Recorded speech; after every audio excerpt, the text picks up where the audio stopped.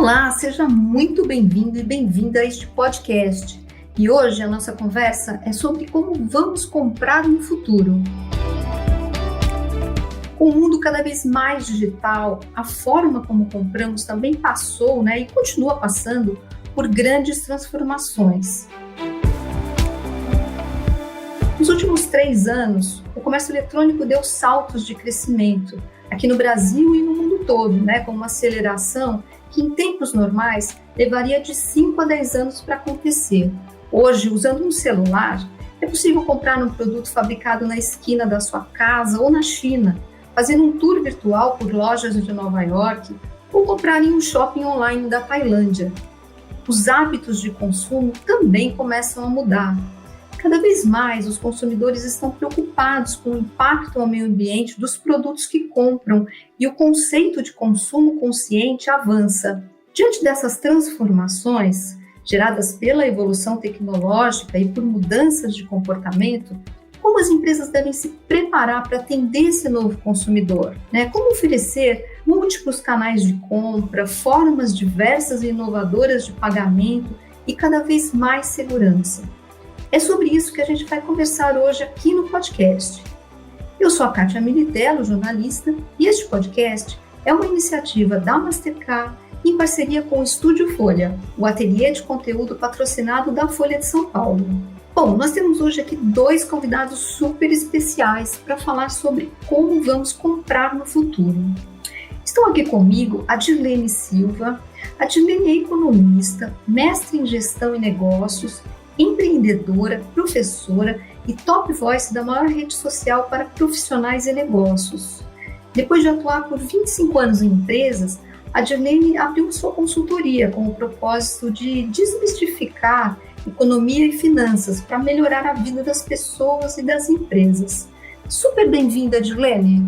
Obrigada, Kátia. Está aqui com a gente também o Leonardo Linares, vice-presidente sênior de produtos e soluções de serviços da Mastercard. O Leonardo é formado pela Fundação Getúlio Vargas, com um MBA pelos INSEAD.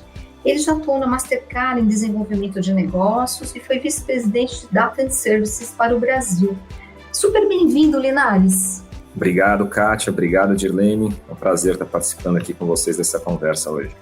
Legal. Como eu disse na abertura, dessa nossa conversa, o comércio eletrônico teve um grande crescimento nos últimos anos, aqui no Brasil e no mundo. Cada vez mais os consumidores experimentam novos canais e formas de comprar online. Eu gostaria de saber, na opinião de vocês, a gente ainda vai ver muitas mudanças no e-commerce, Como as empresas podem oferecer novas experiências para o consumidor do futuro? Quer começar, Linares? Claro, posso começar por aqui, Kátia. Certamente, eu acho que a gente tem visto grandes mudanças no e-commerce nos últimos anos, E essas mudanças passam por diversos aspectos aí, Desde a experiência do consumidor, a multicanalidade que a gente fala, o surgimento dos marketplaces cada vez mais ficando mais relevantes. A gente vê ofertas mais inteligentes, sendo colocadas para a gente, cada vez mais customizadas, com inteligência de dado por trás. Parte de pagamentos, sem dúvida, aqui no meu mais próximo do meu mundo, só para nomear algumas. Não tem dúvida que o e-commerce veio para ficar, o comércio eletrônico vem crescendo, como você falou, nos últimos 3 anos, quando a gente olha os dados da Mastercard, os dados da ABECS, na verdade, da Associação de Cartão de Crédito, nos últimos 3 anos, os volumes transacionados em comércio eletrônico com cartões praticamente triplicou, Então você vê a importância que esse meio vem ganhando, e não só pela pandemia, Ele já vinha ganhando esse espaço anteriormente, Não tenho dúvida que esse ambiente vai continuar evoluindo de uma forma significativa em alguns aspectos, Mas principalmente no que se refere à experiência do cliente. Acho que cada vez mais as empresas estão focadas em prover uma melhor experiência, e a experiência passa tanto pela conveniência, pela segurança, pelo pagamento no final. Todas essas dimensões vão continuar evoluindo, vão continuar sendo muito importantes, e com certeza acho que um ponto comum entre todas elas é que todas elas vão precisar de tecnologia para evoluir. Então, um dos pontos centrais aqui é para as empresas se prepararem, estarem antenadas e preparadas para estarem próximas dessas tecnologias que vão permitir essa melhor experiência. Dirlene, você tem essa impressão também que o comércio eletrônico ainda vai passar por grandes mudanças? O que você acha? Exatamente, concordo com o Linares, porque certeza, que esse crescimento ele se traduz na vida cotidiana, né? A gente vive uma era de crescimentos exponenciais, e a gente olhando, né, para esses saltos que o e-commerce teve, principalmente nesse período, né, de pandemia, de 2020 para cá, que, como o Leonardo bem colocou, triplicou a utilização. A gente ainda tem uma parcela do mercado que o e-commerce representa ainda menos de 15%. Então, a gente tem um universo de crescimento muito grande. E olhando, né, as projeções, se projeta que o e-commerce tem em torno de 56% ainda para crescer até 2024, então, nos próximos anos, muito recente. E essa projeção, ela cada vez mais ela tem revisão para maior, porque a gente vê um boom, né, enorme mesmo. Então, se a gente parar para pensar, né, as grandes invenções disruptivas da humanidade, o crescimento ele era muito mais lento, né? Vamos pensar lá o avião, né? Ele demorou 68 anos para atingir 50 milhões de usuários. O carro, 62 anos, TV, né, 20 anos, internet, 7 anos, telefone celular, 4 anos, o Pokémon Go, né, 19 dias, TikTok, 1 dia. Cada vez mais as coisas acontecem de maneira mais rápida. Então, o grande desafio, quando a gente fala em crescimento tecnológico, não é, na verdade, o ambiente digital, a tecnologia, e sim essa velocidade, essa capacidade de acompanhar essa velocidade. E o e-commerce traz tudo isso, né? Então, eu costumo dizer que nada do que foi será do jeito, novamente, que já foi um dia. Então, o que veio, né, com a pandemia acelerou esse boom digital, não vai voltar, né? Então, a gente tem aí o presencial retornando aos poucos, tem empresas que ficaram, aliás, nem voltaram, as ficaram, né, optaram por ficar no meio online, digital, tem outros que estão com modelo híbrido, enfim, mas nada será do jeito que já foi um dia. Uhum. E Linares, as pesquisas mostram que os consumidores estão experimentando novos canais digitais de compras, né, mas muitos ainda preferem redes que têm presenças física e online, né? Na sua opinião, as lojas físicas ainda terão muito espaço, assim, elas vão conviver ainda por muito tempo com os meios digitais de compras no futuro? Um mercado dinâmico, né, como a gente vê, é difícil determinar qual vai ser o papel das lojas nesse futuro e a relação com os meios digitais, né? As coisas evoluem muito rapidamente. Mas, sem dúvida, vai ter um papel, né? Quando a gente olha também os dados, né, quando a gente fala desse crescimento, praticamente triplicaram as transações online. Se você pega o mesmo período, quando a gente observa as informações, as transações físicas de cartões cresceram 30% no mesmo período, não é que elas estão diminuindo, né? Então, certamente vai ter um papel. O que está ficando mais claro é esse aspecto de multicanalidade que a gente chama, né? As marcas e os comércios, eles vêm interagindo com os clientes de diversas formas, né? Você manda uma mensagem no Instagram, a pessoa vai pesquisar um produto na internet, depois ela quer experimentar fisicamente em uma loja, ou o contrário, ela vê numa loja, depois quer pesquisar um preço, quer que seja entregue na sua casa ou entregue como um presente na casa de alguém. Então, essa experiência que começa em um canal e continua a jornada por outros, vai continuar existindo e vai continuar evoluindo. E o físico vai ter um papel bastante importante nisso, né? Seja por preferência do consumidor, seja por conveniência, ou seja mesmo por uma necessidade, né? Em algum momento que você precisa ir fisicamente em algum lugar. Eu acho que vai continuar acontecendo essa via de mão dupla aí, né? Quando a gente fala no mundo físico, a experiência também está evoluindo, né? Falando do meu mundo de pagamentos aqui, os pagamentos por aproximação, eles cresceram muito na época e pós-pandemia, também já era uma coisa que a gente vinha trabalhando há algum tempo, a pandemia certamente catalisou, né? Mas é uma forma de pagar que facilita a nossa vida, torna a experiência mais fácil no ponto físico, né? E trazer um pouco de dados aqui, né? Foi um crescimento de mais de 160%, quando a gente olha o terceiro TRI de 22 contra 21. E hoje uma coisa que é muito importante, 40% de todas as transações físicas que a gente vê no comércio físico, elas já são com a modalidade de aproximação. Então, veio para ficar, é uma realidade, trouxe mais experiência no mundo físico, vai continuar evoluindo também o mundo físico. Então, sim, terá seu papel.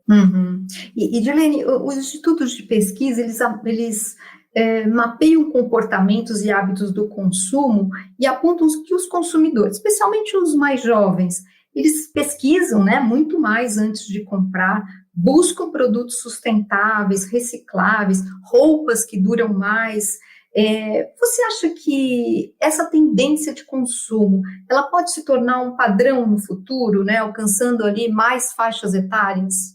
Sinceramente, acredito que ela, cada vez mais, ela está crescendo, mas como o Linares colocou, é difícil dizer que ela vai dominar, né? A tendência, sim, é de crescimento, mas as pessoas têm preferências, né? Eu, quando falo assim, a economia não é só economizar dinheiro. A gente está falando de, quando está falando de economia, a gente está falando de escolhas. E as pessoas têm, né, suas escolhas, suas preferências. Né? Então, assim, eu acredito, sim, nesse grande crescimento, que existe um grande espaço, né, para crescimento dos produtos mais sustentáveis e até... Eu gosto de trazer muito... Eu sou uma economista, tenho 48 anos, então eu comecei a trabalhar em 1990. Na época, para uma empresa ser sustentável, bastava ela ter lucro. Né? Hoje em dia, quando a gente fala de sustentabilidade, a gente está falando do tripé da sustentabilidade.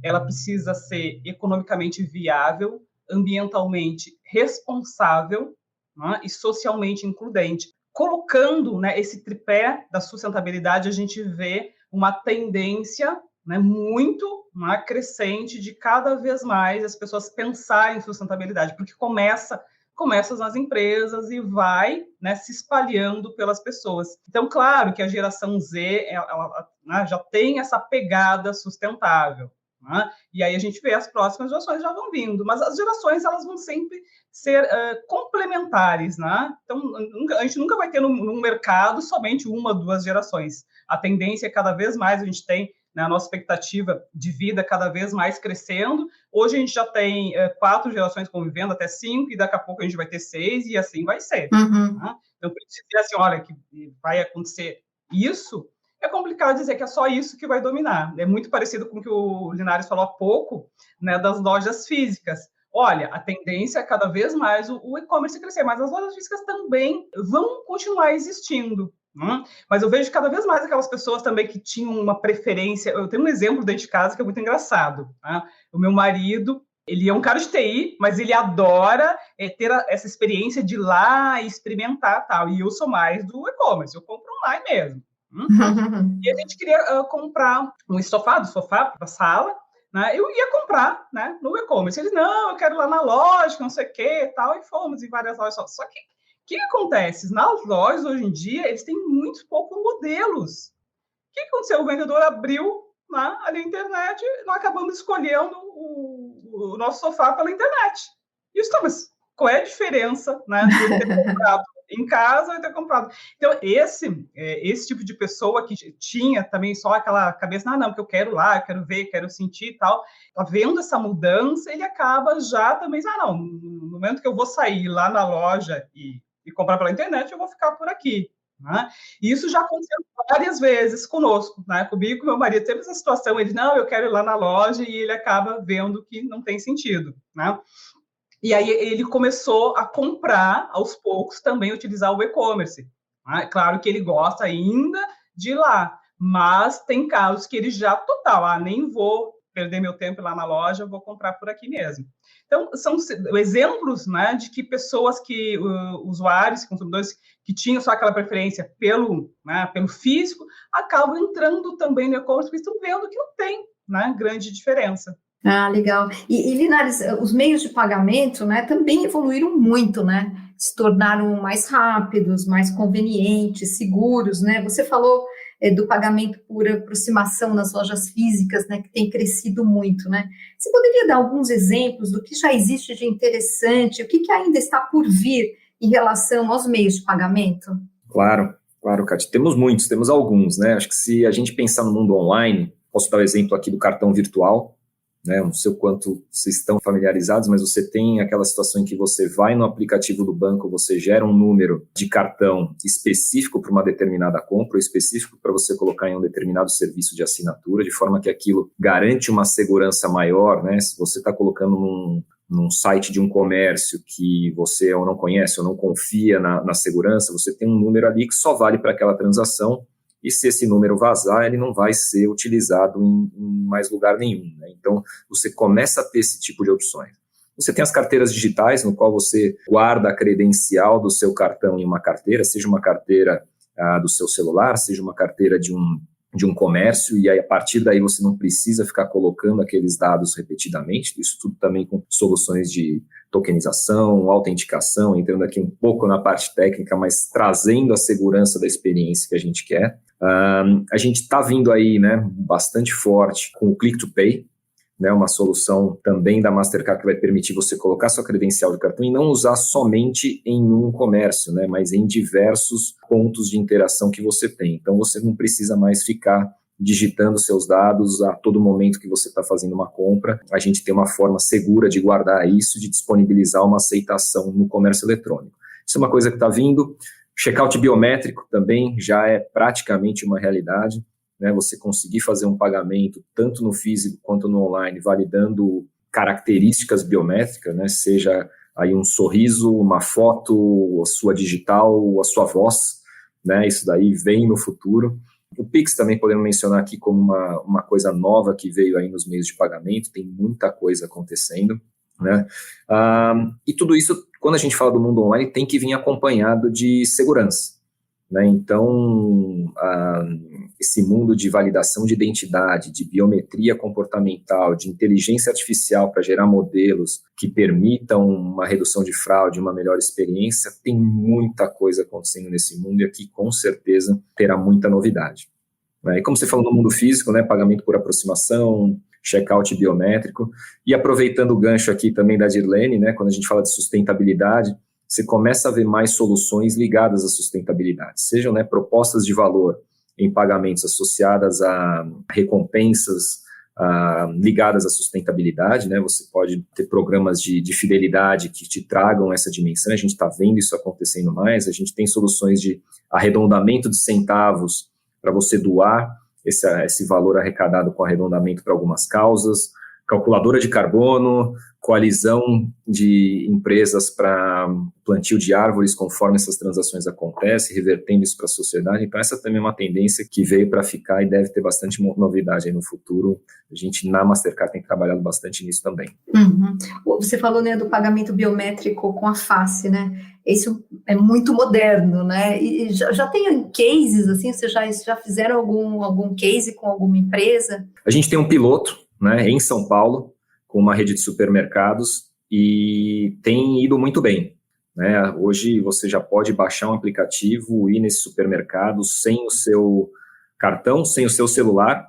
Você pode sair para correr, passar no supermercado para comprar ali uma água, uma bebida, ou seja lá o que for, e simplesmente chegar no caixa e mostrar o seu rosto no caixa e com aquilo a gente garante que você é você mesmo e realiza o pagamento. Então, já é uma realidade em piloto em São Paulo e estamos estudando aí as melhores formas de expandir. Muito legal. E Dirlene, o chamado compre agora e pague depois, né, que é uma coisa que está se tornando muito comum no mundo, e aqui no Brasil a gente já faz há muitos anos, né, que é o pagamento por crediário, né, por parcelas. Você acha que isso ajuda, né, a gerenciar o orçamento, as finanças pessoais, ou atrapalha? O que você acha dessa forma aí de compre agora e pague depois? Nossa, Kátia, realmente é uma faca de dois gumes, né? Eu queria complementar uma coisa que o Leonardo falou, né, da questão dos meios de pagamento, da identificação por biometria, né, pela face e tal.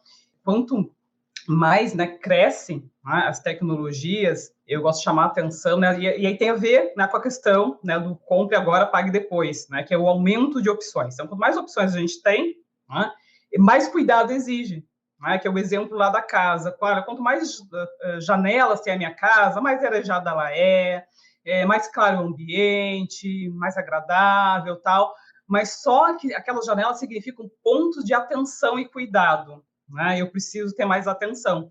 E é muito parecido com a questão, né, desse compre agora e pague depois. Eu preciso ter muita atenção e cuidado. Então, dizer simplesmente é bom ou é ruim é muito complicado. Por que vai exigir? Vai exigir um gerenciamento maior, Kátia. Né? Uhum. À primeira vista é super bom. Beleza, é ótimo eu poder comprar agora e pagar depois. Mas vai exigir muito mais atenção, que é esse gerenciamento.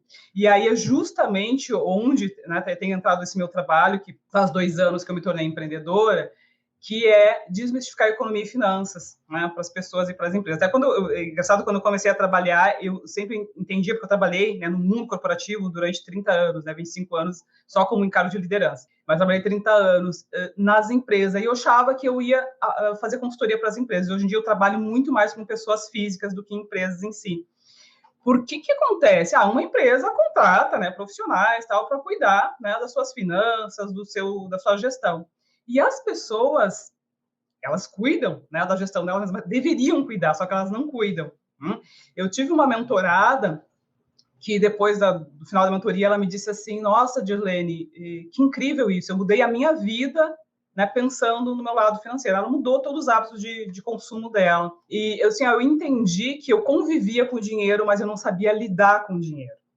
Né? Uhum. Ela aprendeu com a mãe dela que a razão que ela tinha para viver era ter boleto para pagar. Né? Então, tinha que ter conta. Então, isso é muito perigoso. Chegou um momento que ela vivia sobrecarregada, ela vivia perdendo sono, porque os boletos batendo, né? Batendo na porta. Então, por isso que eu digo que é muito difícil dizer assim, é bom ou é ruim simplesmente. Né? Então, é bom, né, comprar agora e pagar depois, mas necessita de um gerenciamento muito maior. Mas não precisa ser de uma maneira dolorosa. Né? Então, é apenas a gente entender que quando a gente fala, de novo, economia, a gente está falando de escolha sobretudo. Uhum. E Linhares, as pesquisas também mostram que os consumidores eles querem mais privacidade e proteção para os seus dados, né? Como disse a Dirlene, principalmente nas compras online, né? Mas, ao mesmo tempo, eles reclamam, né? Quando tem que fazer várias autenticações, criar aquelas senhas complicadas que fatalmente vão ser esquecidas. Como garantir a segurança e uma boa experiência para o usuário, né? Sem esses atritos desnecessários? Muito legal que você trouxe esse tema, Kátia. Esse aqui é um dos meus temas favoritos, eu adoro, né? Como é que a gente faz proporcionar essa experiência cada vez com menos fricção no mundo online de forma segura, né? Gostei da analogia da Dirlene aqui da casa e das janelas, né? No mundo de segurança a gente chama, essas janelas são muito bacanas, mas elas trazem algumas vulnerabilidades, né? Seja o tempo, seja um invasor, né, fazendo analogia aqui com o mundo da segurança. Então, acho que também é muito bacana. E uma que eu gosto de fazer bastante é justamente o quanto que tanto o comércio quanto o consumidor, eles têm uma experiência de confiança mútua no mundo digital que se equipare à experiência que você tem eu gosto de falar assim, com o feirante da sua rua.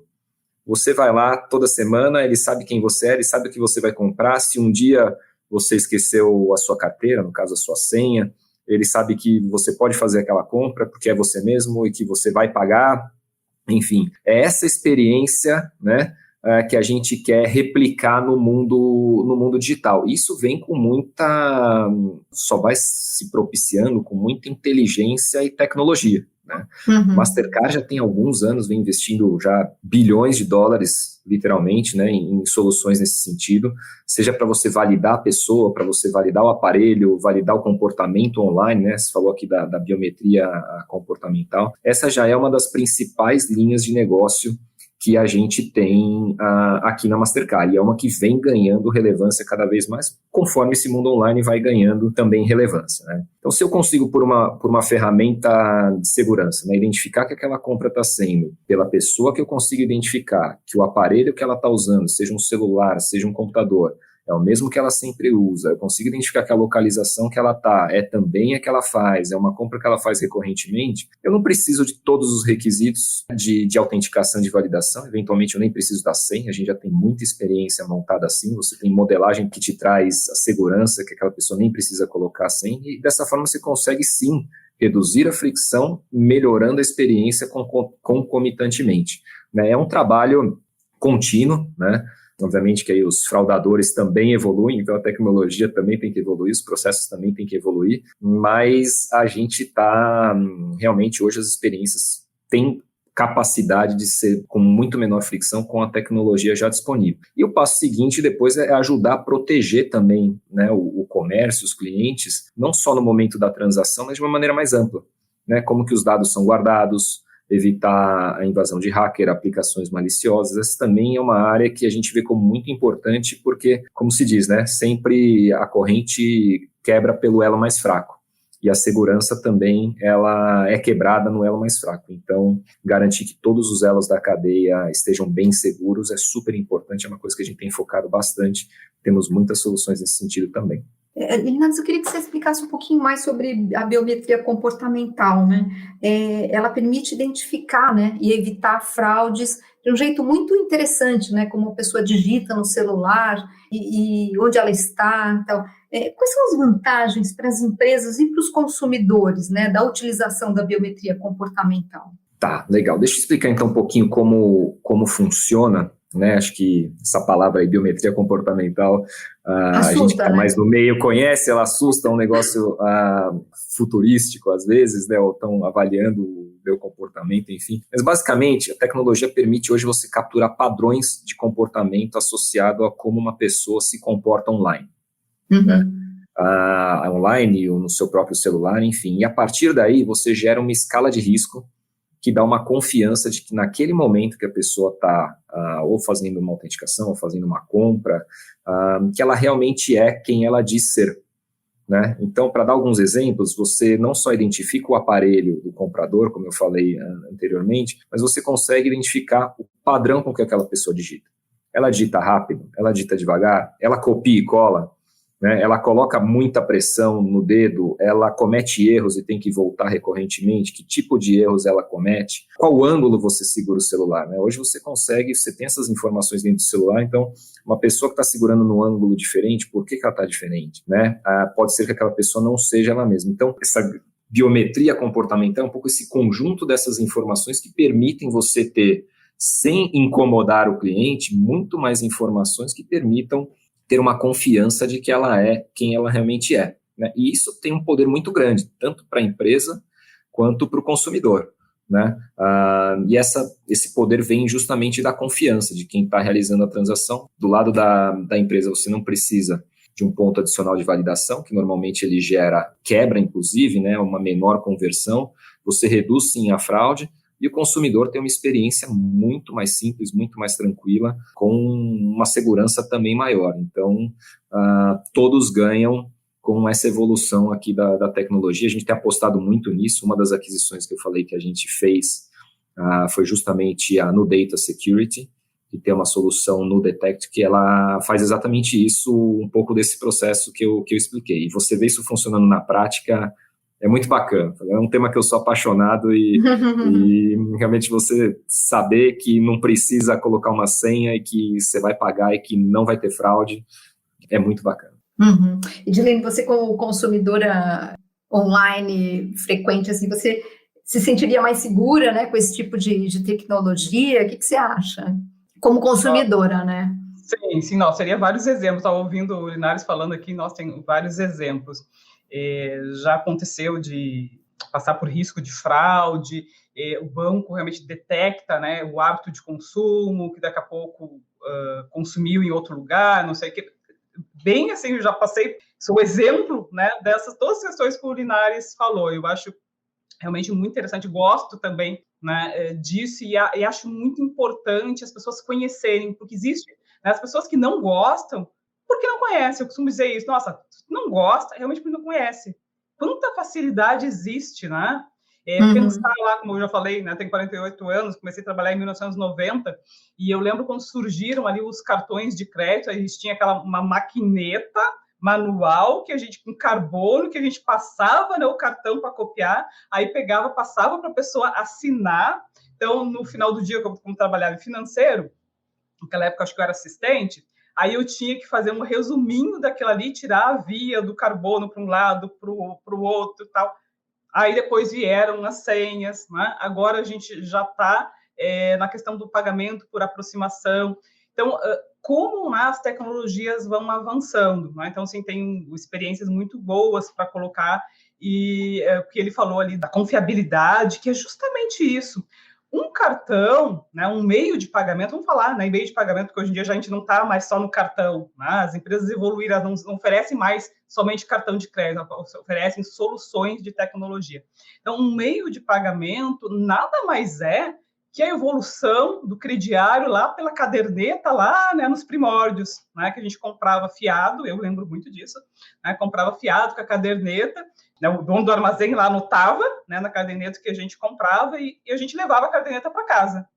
Aí, no final do mês, a gente levava a caderneta, ele somava tudo e pagava. Sobretudo, o que a gente está falando? A gente está falando de confiança. Então, o meio de pagamento, ele precisa transmitir essa confiança.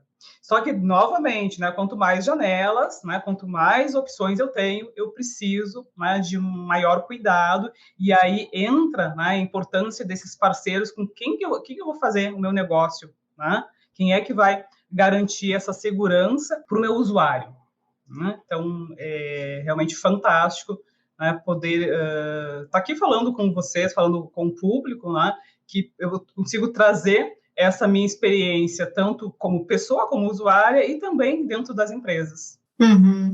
E, Linares, a gente está vivendo hoje na era da informação, né? A informação está ao alcance de todos. Você falou, né, sobre a importância dos dados. Mas quando a gente fala em análises baseadas em comportamento de consumo, isso pressupõe processar muitos dados, né? Grandes quantidades de dados. Como as empresas podem usar esses dados, essas bases, para criar insights, né, e oferecer o que o consumidor quer naquele momento, por exemplo? Em primeiro lugar, sempre que a gente fala desse tema de segurança, eu gosto de salientar a importância do tratamento responsável dos dados, né? Você comentou aqui, a Dirlene também, né, a questão da confiança, do como o consumidor, muitas vezes ele não usa uma determinada tecnologia, um meio de pagamento por medo da segurança ou até, né, com medo das suas informações. Então é muito importante que as empresas, com essa quantidade enorme de dados disponíveis, tratem os dados de forma super responsável, né? Não se faz concessões sobre esse tema, né? No Brasil, a gente tem hoje um arcabouço legal muito bem estruturado, a gente tem processos bem estruturados. A Mastercard, como uma empresa global, né, pega o que tem de mais restritivo, eu diria, ou de mais responsável que existe de todo o arcabouço, a regulamentação global, e aplica em todas as suas operações. Então, acho que esse é um ponto importante para a gente educar as pessoas sobre o tratamento responsável, inclusive para as pessoas procurarem também se informar se as empresas com que elas estão se relacionando têm esse cuidado com o tratamento de dados, porque isso vai ser vai estar cada vez mais disponível e cada vez vai ser mais relevante na vida das pessoas, né? Você tocou num ponto importante, que é como a gente chega no insight, né? Por que eu trouxe isso? O insight é o que realmente importa, né? Não é o dado, eu não quero saber que a Kátia, onde ela mora, mas eu quero saber se a Kátia tem o perfil para consumir um determinado produto, né? E é nisso que a gente, ou o próprio insight que a gente falou de fraude, né? Que a Kátia é ela mesma para poder fazer uma compra, né? E para isso a gente precisa facilitar, né, a visualização, o manuseio, automatizar as análises, porque essas bases de dados estão ficando muito grandes. Então aquela forma tradicional de se olhar de maneira manual, né, procurar na base de dados alguns insights, ela ainda funciona em alguns casos, mas ela tem menos poder do que hoje você fazer isso de uma maneira mais escalável, automatizada, inteligência artificial. Aí tem diversos nomes também para as técnicas que são utilizadas, mas é fundamental que se tenha, né, uma boa estruturação da infraestrutura, das ferramentas de dados, né? Hoje também, né, eu trago aqui para o mundo da Mastercard, a gente tem essa expertise por meio de uma consultoria, né, da Mastercard Advisors, na qual a gente ajuda os clientes a extraírem esses insights, e de algumas formas, né, que acho que pode exemplificar aqui, ou fazendo um trabalho pontual, né, customizado, né, em que cada cliente ele identifica suas necessidades, como que ele vai capturar esse dado, como que ele vai armazenar, como que vai disponibilizar, ou mesmo tomar uma decisão específica, a gente consegue ajudar. Relatórios e plataformas, isso é super importante. Se você toma uma decisão recorrentemente, né, você não precisa ter o retrabalho, você faz uma vez, você coloca num relatório, você coloca numa plataforma, e a partir dali você ganha velocidade, né? Uhum. E até algumas plataformas de decisão e personalização, né, para coisas pontuais. Acho que a gente também posso trazer um exemplo no mundo real, né? E a gente tem trabalhado com isso aqui na Mastercard, né? Se você pegar uma rede de postos de gasolina, né? Pegar um exemplo bem claro do nosso dia a dia. Se esse posto ele quer aumentar suas vendas, o que ele faz, né? De forma bem tangível? Ele pode reduzir o preço, mas ele sabe se ele está reduzindo no montante ideal para otimizar, né, a lucratividade dele. Você consegue ter ferramentas hoje com dados para testar isso. Até que ponto essa elasticidade do preço realmente existe, né? Você vai fazer uma propaganda. Gosto muito desse exemplo. A gente fez de verdade com um cliente. Se você quer fazer uma propaganda, colocar um outdoor para uma pessoa ir para o seu posto de gasolina, né, na estrada, a que distância você precisa colocar esse outdoor para que a pessoa considere ir para o seu posto, né? Então, até determinados quilômetros vale a pena, mais longe que aquilo não vale a pena, ou qualquer proximidade de um outro posto.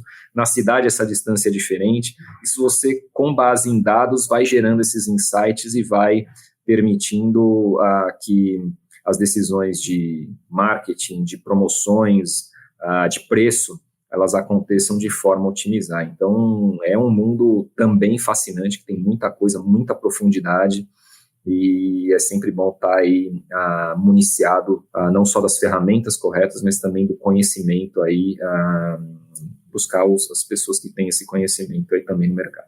Muito interessante. E Edilene, com todas essas tecnologias, né, insights e dados, como é que você acha que as empresas podem engajar os consumidores, né, que estão cada vez mais digitais no futuro? Assim, o que as empresas precisam fazer para ter esses consumidores do seu lado?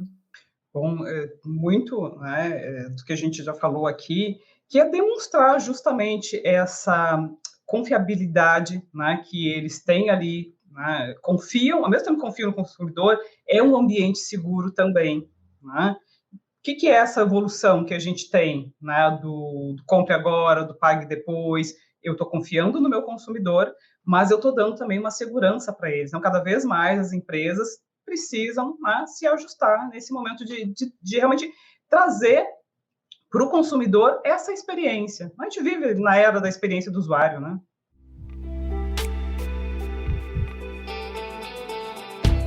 Bom, gente, eu estou vendo aqui que o nosso tempo está acabando, foi muito rápido.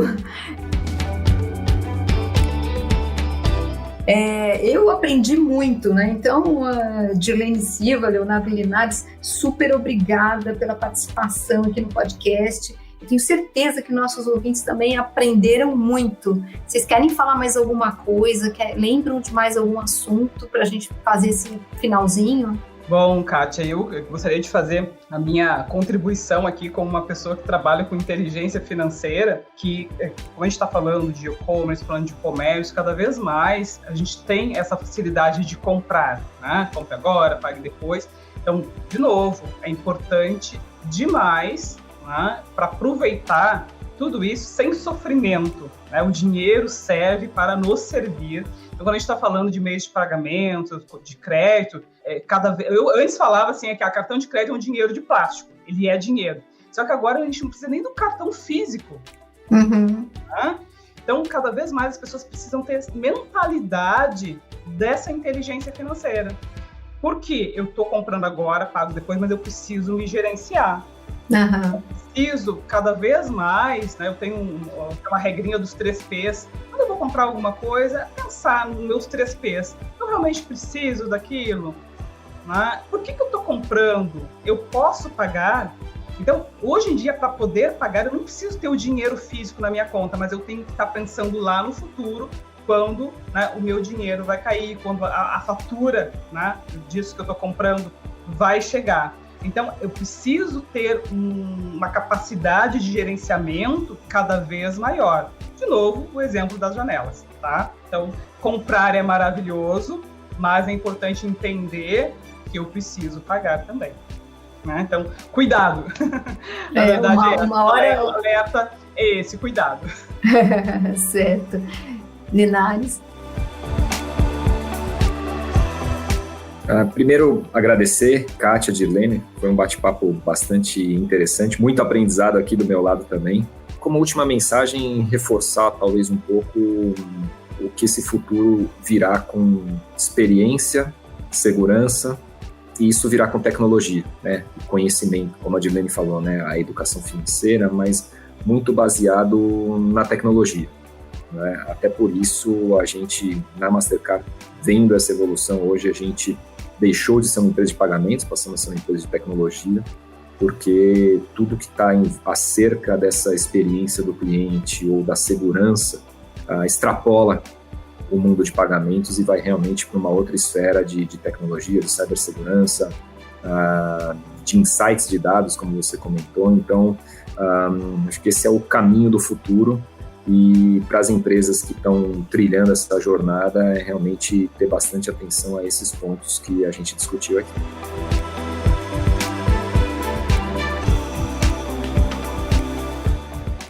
Muito bom, super obrigada, Dirlene, super obrigada, Linares, e super obrigada a você também que nos acompanhou nesse podcast sobre como vamos comprar no futuro.